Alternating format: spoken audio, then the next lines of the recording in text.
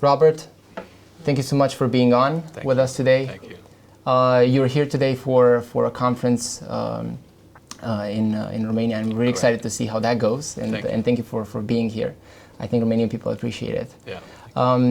One thing that I would like to start talking about, because as I was talking to you beforehand, our main audience is young people that are really looking for guidance on how they can become financially free and become free as people, and especially as like how things go on, they're very, very confused.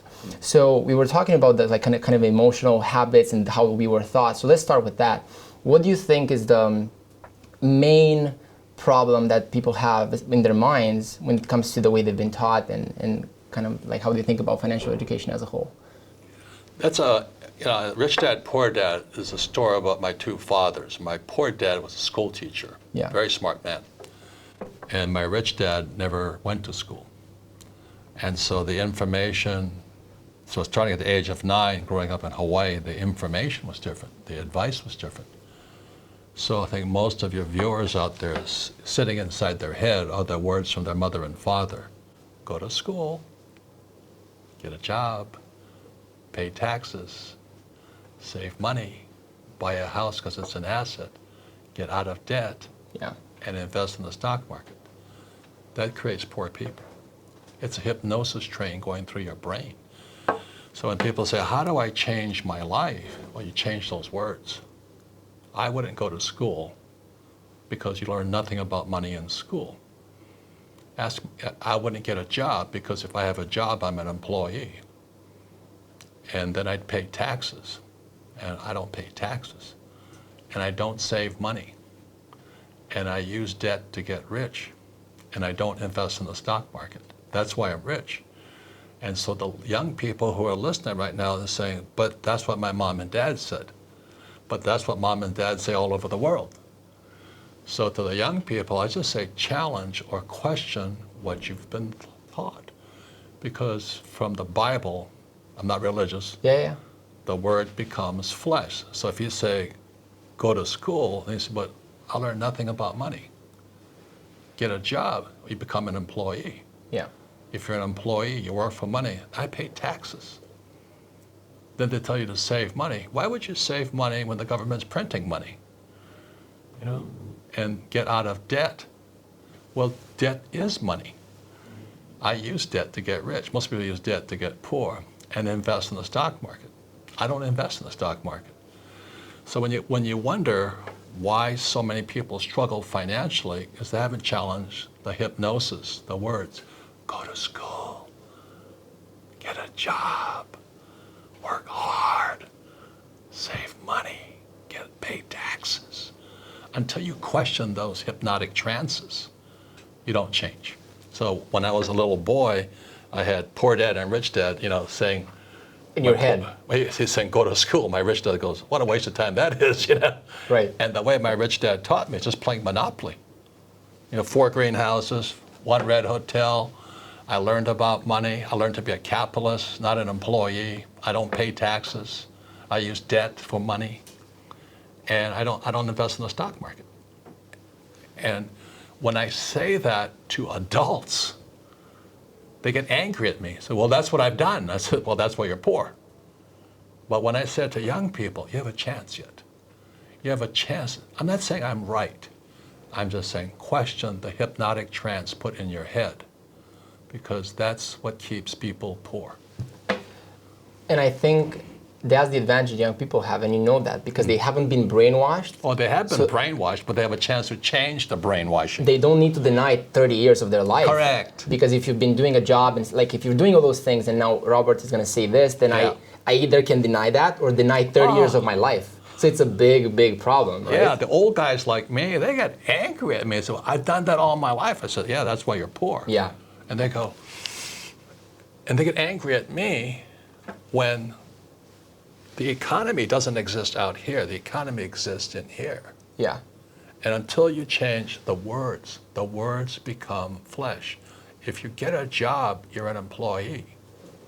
If you save money, you're a saver. And why would you save money when they're printing money? And they say invest in the stock market for your pension. Well, why would you do that? Because that's how they get your money. And get out of debt when guys like me are using debt as money. So question it. That's all I'm saying. So, and you're saying, I think it's in your book, you said when you accept, your rich dad told you when you accept a paycheck, your brain is dead, or you stop thinking. And I think that's very powerful to people. So what do you think about that? Well, money is a powerful force, as you know. So when I was 9 years old, growing up in Hawaii, I asked my rich dad to be my teacher, my mentor, be an apprentice to him. He says, then I'll never pay you. He says, if I pay you, you think like an employee. And so, wait a minute. So I had to think differently. And that's what I'm challenging the millennials right now is, you have a chance yet. Don't wait till you're an old guy like me to find out my pension is gone.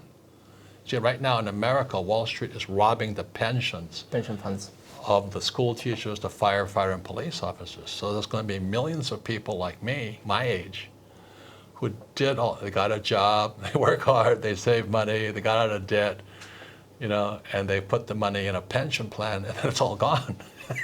So what do you think are some of those I hate to laugh, but it's kind of funny. Yeah. And for those people, it's very unfortunate, and they think their government and the system has their back, but that's definitely not the case. It couldn't be further from the case, right? You got it. And you're being screwed. Yeah. And it starts by going to school. Yeah. And your parents tell you to go to school. Yeah. So and my rich dad said, "What are you going to learn in school about money? I mean, you can learn to be a doctor or a lawyer, but you learn nothing about money." So what do you think are some of those right beliefs to have? Some of the right beliefs to have about money, about the way you create wealth, about the way you actually create the life you want? What would be some of the right ones? We know the bad ones. Go to school, get a job, all these things. Well, it's not right or wrong. You see, most people should be employees. Okay. Because most people, it's easier to be an employee. Like when I flew for the Marine Corps in Vietnam, and my poor dad wanted me to become an airline pilot. He says, "Go fly for the airlines." And I said, "No, I can do that. I could already fly. Yeah. Why would I fly for the rest of my life?" Yeah. He said, "But you love flying." I said, "Yeah, but I want to fly for the rest of my life." I just wanted a bigger challenge. And a bigger challenge would be to be an entrepreneur, because I'd have to learn new things. I'd have to learn 10 times more than ever than being a pilot. So for me, it was right for me to become an entrepreneur because I was really interested in learning about money and business and economics and all this. But most employees aren't. So for most people who are employees, they should get a job, work hard, save money, pay your taxes and all that. But entrepreneurs don't pay taxes. We don't save money. We use debt as money. And everything's different. And I don't invest in the stock market. But I had to pay the price, which was get my own education, not the stuff they teach you in school. So how do you know that you're meant to be an entrepreneur? Is there something that you need to feel? Is there something that you need to do? It can be trained to anybody. Like you said, not everybody needs. Some people are meant to be employees and want to do that, actually. They don't want to. Most people want to be employees. Okay. They want the paycheck and they want the pension. They want security. And I don't blame them. Yeah. But many people today don't have that choice. If you lose your job, like my poor dad eventually lost his job. And then he realized going to school, getting a job didn't help him. He had a PhD. He didn't have the skills for the world. He stepped out of the academic world and onto the streets. The cats ate him alive out there. Most school teachers cannot survive in the real world. Not in my world, at least, because they don't have the mental strength, spiritual strength, emotional strength, or the education to sustain the battles of being an entrepreneur. I have international businesses, thousands of employees. A school teacher, they don't have that. They don't want that. But unfortunately, with artificial intelligence coming and replacing more and more people, soon Uber drivers will be out of jobs too. Because of Tesla and all these other ones that are creating, driverless cars. So all the truck drivers and all this, they're out of work. Which is the biggest category of employment in the USA. I think that's right. What's it, truck drivers? Drivers, biggest employment category. It's the biggest category for men. Yeah. You see all these men who are, John Wayne and Tarzan and Rambo, they're going to be out of work. So what do you think, so let's say I'm 22 right now, or I'm 25, or I'm 30. Let's say I'm 18. Let's say I work with myself and I start questioning my beliefs and I start realizing that I've been brainwashed and there's no real reason I should get a job, I should do all these things. And I might be in a situation, because this is what most people do, they pay a lot of money for their education and they end it, and then there's no job waiting for them. Because they learn nothing about money. And they have the worst type of debt, which is student loan that you cannot. You're a very smart young man. Yeah. Yeah. So, and they're like 130,000 in debt. So how do you recommend, because most people are in that situation and they're even more attuned to safety because now they have debt, so they're afraid. So what do you think that person should do? They've started to question their beliefs. They got it. They know, okay, I've been brainwashed. I know, but what do I do now next? Well, not to be commercial about it, but that's why I created the cash flow game. Yeah. It's the only game that teaches accounting. Yeah. And most people come out of school, they don't even know what accounting is. They say, oh, they taught me to balance a checkbook. I'm going, big deal, You have to know assets and liabilities. You must understand taxes. The rich don't pay taxes. Yeah. And the rich use debt as money. So the question is, that's what I had to do when I was in my 20s. I said, how is it the rich learn to use debt as money? That's a challenge. And the brain goes, because it doesn't make sense. Yeah, it doesn't. Yeah, you got it. And then how do they not pay taxes? And what you'll find out in my new book, Fake, is the combination of debt and taxes. You see, the more debt I use, the less tax I pay. Right. It's counterintuitive. And that works because you're creating jobs, or why is that working? Well, there's many reasons, okay. And that's why I have the best tax advisors. The biggest thing for most young people is that our schools teach us to be ICs, independent contractors, okay. or self-employed, or even if you're an employee, you're still an independent contractor who has a job. And you do it by yourself. I think much of the young world is in the selfie world. Look at me, look at me, look at me. Whereas in my world, it's a team sport. I'm a rugby player. I go on the field with a team, toughest, meanest guys I know. And so you could be the A student from Princeton, but I go on this field with 15 tough men, kick your ass. And so the average guy is coming out there, like, oh, I got an A, I went to Princeton, I went to Harvard, and corporate America comes out and they go, boom. So that's why when I talk to young people, I say, look, it's a team sport. So the first person I have is a bookkeeper. Bookkeeper is the lowest paid person on my team, but the most important. Right. The bookkeeper then keeps the accurate records that my accountant can use, and my attorney can use, and my banker can use. That's the combination there. And my banker, my attorney, and my accountant must work together as a team. Most people, their bankers, accountants, and attorneys don't work together as teams, because in school we're taught to take our tests on our own. If you ask for help, you're cheating. In my world, it's called cooperation. And what I found with most smart people, they don't know how to cooperate. They don't know how to ask for help, because in their brains, that's cheating. It means you're stupid. It means you're weak. It means you're stupid. I didn't have that problem because I was stupid in school, so I was asked for help. But the teacher says that's cheating. And that's very interesting, because I had the fortune to start a company when I was 16 years old, and that was exactly the mentality that I had. If I don't do everything well, if I'm not the person that has all the answers, I'm failing. And I was not the best student, so I didn't really stuck by the rules. And I think that's an interesting thing with you.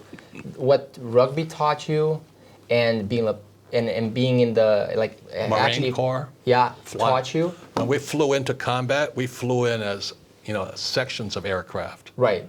We flew in as teams. That's the military. Yeah. So what do you think are some of the lessons that you learned doing those things? Rugby, pilot. Well, I look at most small entrepreneurs. I call it the selfie world. They're like, oh, look at me. Oh, look at me. Yeah. The Instagram entrepreneurs, especially. It's great. It's just great. I'm the smartest. Oh. Right. And I want the smartest attorneys, accountants, bookkeepers, bankers, politicians. I come at it as a team. Just think about this. It's like a basketball team. They're playing basketball, but you went to Harvard, you have a master's, your PhD, but you're playing against 5 guys. I don't care how smart you are. Those 5 guys will kick your butt all day long. This is not in the movies. Bruce Lee cannot really beat 10 people in real life, That's right. But that's what in the movies, believe. that's what's perceived. Like if you're good enough, you can beat 10 people. Yeah, that's in not real life, true. you're going to lose every time. Not in the corporate world. So I operate according to the rules of corporate America. Yeah. I don't operate according to the rules of employee America. They're different. The tax rules for corporate guys is less than employees. Employees pay the highest taxes. Yeah. Guys like Trump and me pay 0. And people are angry Legally. at that, which is very interesting. People are very angry at people that don't pay taxes, which is, again, a proof that people cannot wrap their heads around that. Because they've been hypnotized and go to school, get a job, work hard, pay taxes. Yeah. Until they change those words, their lives are not going to change. So they get angry, but they're angry at the words in their head. Yeah.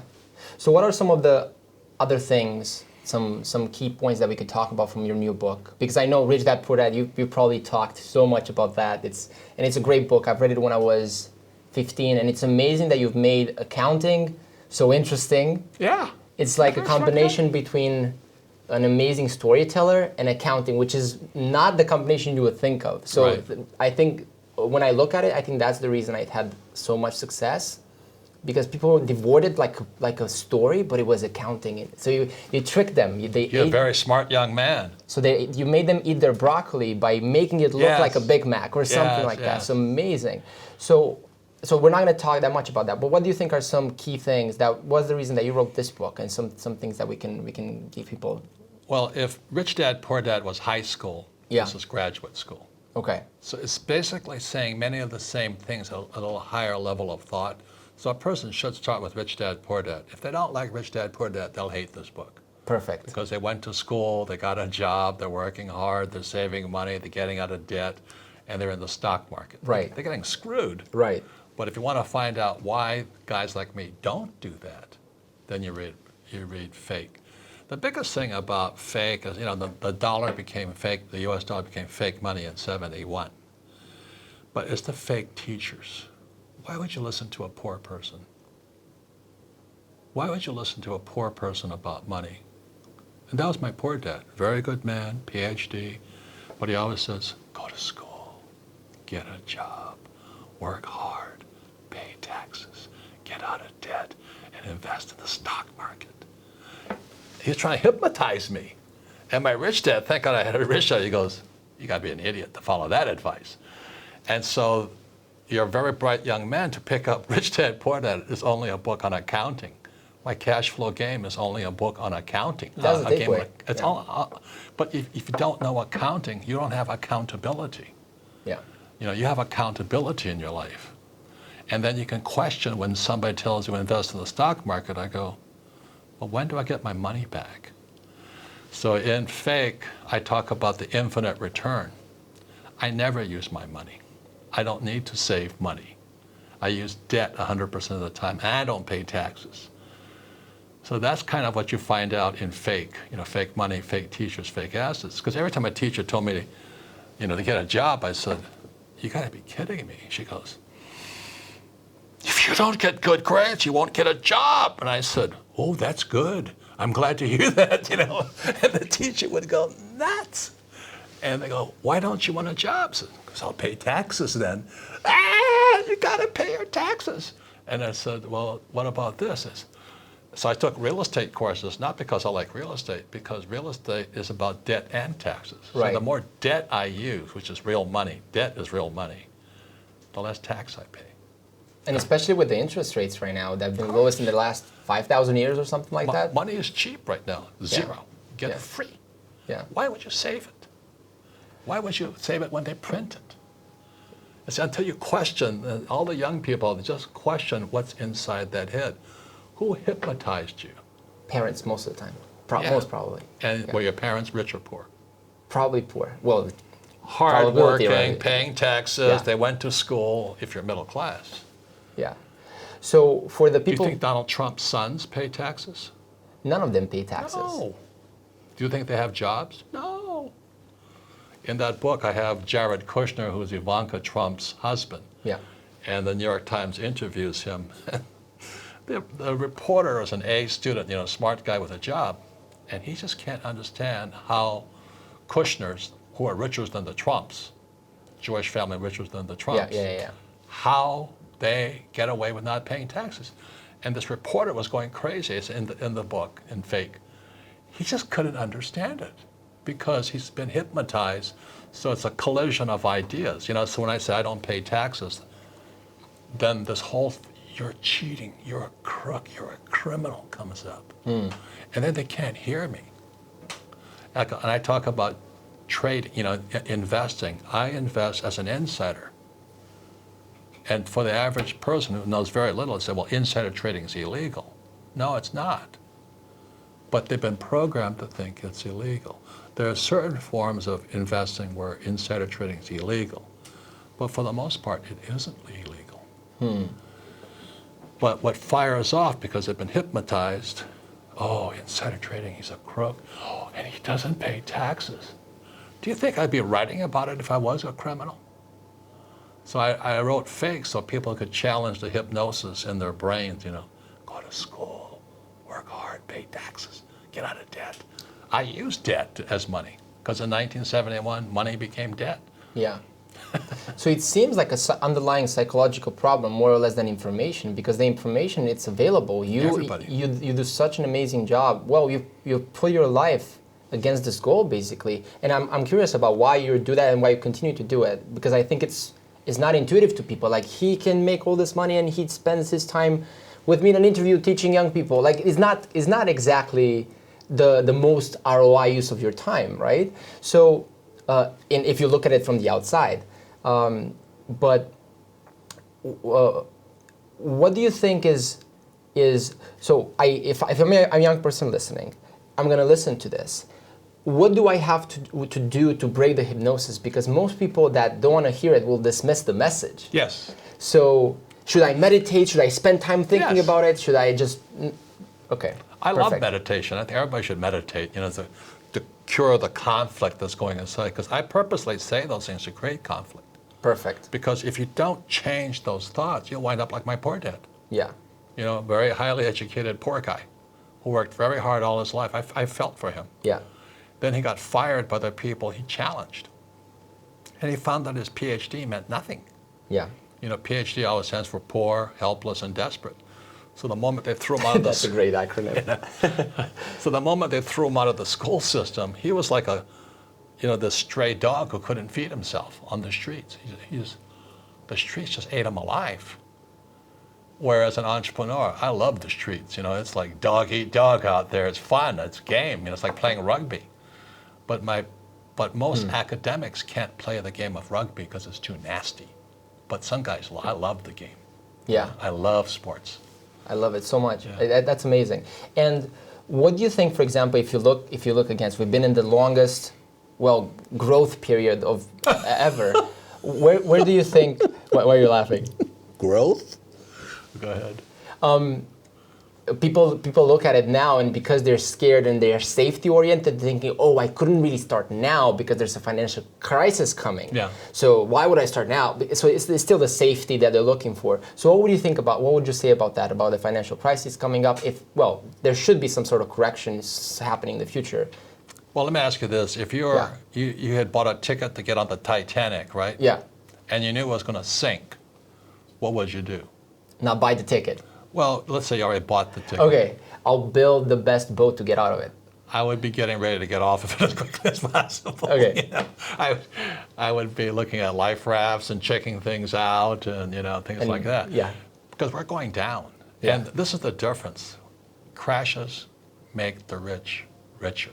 So what happens is, there's an old saying in investing, the bear goes up, the bull goes up the stairs. There's bulls and bears, right? Yeah. So the bull goes up the stairs, the bear goes out the window.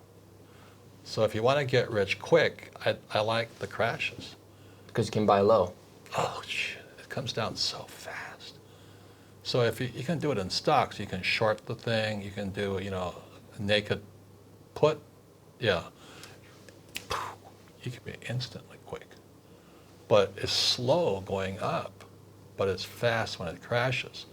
So right now, if I was a young person, I'd be taking probably a stock options course to trade the market coming down, because you'll get rich faster that way. It takes about 5 years to practice that.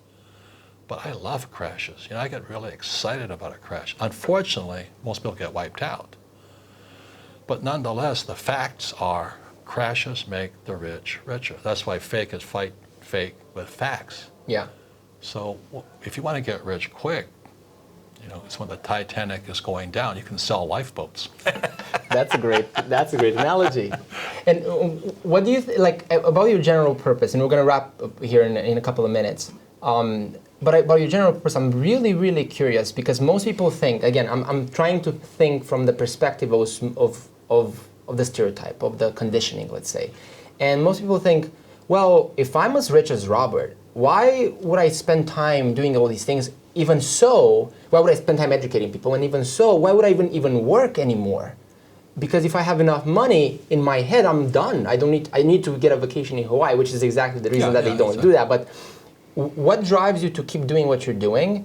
And what's your purpose going forward? Because you don't have to do any of this. And I think it's important for people to grasp that. You're a very smart young man.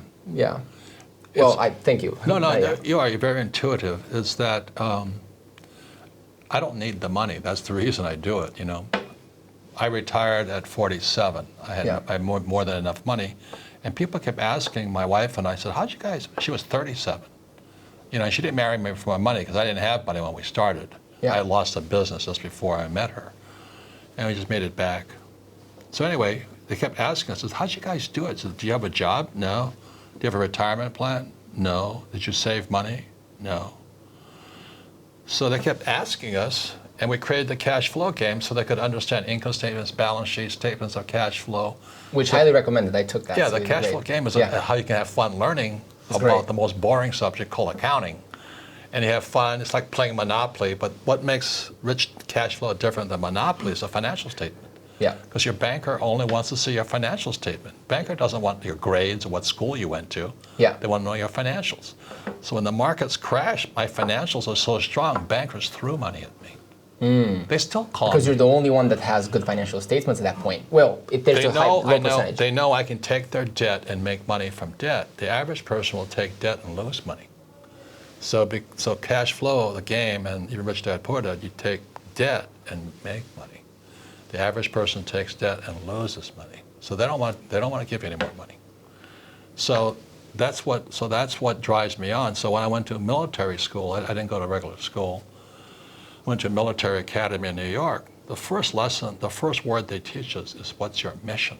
Mission, mission, mission. And mission is spiritual. So that's why when I graduated from military school, I didn't have to go fight, but I felt a need to go fight. So I joined the Marine Corps to go fight. And when I came back, my poor dad says, why don't you become an airline pilot? I said, go to school, get a job, become a pilot, because you can make a lot of money and you pay a lot of taxes. And you can, I could hear the hypnosis coming in. I said, no, I'm not going to do that. So my poor dad says, go get my master's degree, get my MBA, which I started, a waste of time. And my rich dad said, you have to learn about debt and taxes. So I took a real estate course. I say the same thing. Take real estate courses, take stock trading courses, I take bond courses. I just learn about the game of money. It's a game. And have some patience, right? It takes about 5 years to get good at anything. Okay, perfect. Because that's a good expectation for people. People think that in 3 months they'll figure it out. No. Perfect. If you're going to be a stock trader, it's 5 years and $50,000 minimum. That's what it'll cost you. Which is less than 1 year of college, usually at Harvard. So it's not that big of a deal. Yeah, but you have to make mistakes to learn. But our schools punish you for making mistakes. And then they also punish you for asking for help, because that's called cheating. I call it cooperation. Yeah. So everything is opposite from school. Entrepreneurs are not going to make good employees. So you might as well think of your conditioning and do the opposite, and you're probably better off. Well, you got to change. Go to school, get a job, save money, pay taxes. Yeah. The question right now is, how do I make so much money? I use debt, and I pay no taxes legally. I said I wouldn't be saying that if I was crooked about it. But I don't have to hide because I do it legally. And you explain how that worked in this book. Yeah, and well, as best I yeah. can. You know, my study has been like a lifelong study. So I don't, you know, I'm making money as we're speaking right now. I have 7,000 real estate properties. I have oil wells. I have golf courses. I have a commercial buildings. So money's just pouring in whether I work or not. But I'm still studying because that's how the money keeps pouring in. Yeah. I'm watching the horizon. You know, it's like you're on the ocean. You know, it's like, where's the next storm coming? Yeah. Oh, like that. Yeah. Or like in the case of the Titanic, when's the next iceberg coming? Yeah. And there's a lot of icebergs right now, and we're all in this one big Titanic. And the question, you know, right now I'd be manufacturing lifeboats. Yeah, for a living, for sure. Yeah. So, two things, and we'll end with this. One thing, and I was really fascinated, I think you spoke about it in an interview about Jonathan Haidt's book, The Coddling of the American Mind. It's not the American mind, it's right. The coddling of everybody's mind, basically. Correct. And people are, my question would be, what would be your advice for people that are looking to really strengthen themselves and toughen up? Because that's, when people hear this advice, then they go out in the world, and me included, but let's say I've done some sports, you've obviously had military training and all the things that I think evolved discipline in you, I'm thinking. But what would be your advice to toughen up? Because otherwise, any challenge that faces you, you're just going to fade and go back to safety. Correct. Well, I think that's one of the biggest problems is that people, the word is called resilience. Okay. If you know, like the greatest athlete in my time is Tiger Woods. Well, he just won a championship again. Yeah, but he went way up, and he came down as, you know, his wife caught him cheating. You know, everything, the humiliation, and especially as a black guy cheating on a white woman. I had so many women get so upset. How dare you cheat on a white woman? You know, white cheats. That's not a thing to do. Yeah, 2014. You know, I mean, like, what difference does it make? You know, I just crack up at people. And then his back goes out. He has surgery, and after this long down period, he comes roaring back up to the top. And if you've ever been to Augusta, the golf course where the Masters is played, that is the toughest golf course I have ever seen. I don't know how those guys play that course. Yeah. You have to be a mountain goat to play that course, you know. And these guys are taking shots from down here, the green's up here. And these guys are going, holy mackerel. So he came back. So if there's a story of resilience and determination and a comeback, it's Tiger Woods. I mean, my esteem of, I'm in awe of that guy. He is really a great man to come from the top to the bottom, back to the top, you know. And we all have that in us, except in school, we told don't make mistakes. You know, if you fail, you're stupid. Well, he came back, it made him stronger. Yeah, good for him. So last question, what do you think, and thank you so much for your time, this has been amazing. So what do you think is there a chance for the education system of the future to actually create abundance, wealthy people, free people, and so on? Or should it be taken on to people like yourself that create kind of like private systems of education and spread the knowledge to people? What do you think about that? Well, I'm doing it as private citizen, you know, and I stay outside the school system. But if you look, I think you read this book, I think you'll notice on it says fake money, fake teachers, fake assets. Yeah. It's the same thing. See, it's all one big system. Yeah. The only way they can pull off the fake money is by having fake teachers. And the only way you can buy fake assets is by having fake money and fake teachers. So it's a very good reinforcing loop. And that's why I'm just saying out here to the young people, question this. Go to school, get a job, work hard, pay taxes, save money, get out of debt. Until that is questioned. And then ask the question, why would I be saying that at the risk of going to jail if it wasn't legal? That's the question. So guys, the rich get richer because what we do is legal, but you've been told it's illegal. Amazing. Say not paying taxes is legal if you're an entrepreneur, but it's illegal if you're an employee. Any last thing you think is worth mentioning to the people listening, the young people listening, and kind of trying to figure this out? And we'll end with that. Well, I think the key is young people, because the system of fake money, fake teachers, fake assets, they screwed me, my generation. My generation is never going to retire. The medical expenses are going to go through the roof just when America goes broke. But they didn't just screw the old guys, they screw the millennials. So they're coming out of school deeply in debt and still haven't learned anything about money. So this system of fake money, fake teachers, fake assets screws everybody, not only in Romania, but all over the world.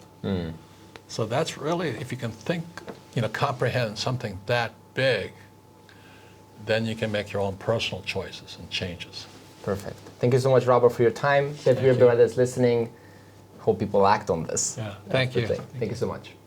Hey guys, this is Catalin, and I'm doing this really interesting giveaway. I just had an interview with Robert Kiyosaki, #1 best-selling author of Rich Dad Poor Dad, and I want to give away 10 of copies of his new book, Fake. Fake money, fake teachers, fake assets. What you have to do is go listen to the interview. There should be a link somewhere for you to listen to it, and post on either Facebook, Instagram, LinkedIn, whatever you want, or send me an email with your one takeaway from the interview. And I'm going to choose 10 of those at random, and we're going to give them one copy of his new book, Fake. So go ahead and listen to the interview. Let me know what you think of it. Leave a comment below in the interview, and post your takeaway and win a copy of the book. Thank you so much.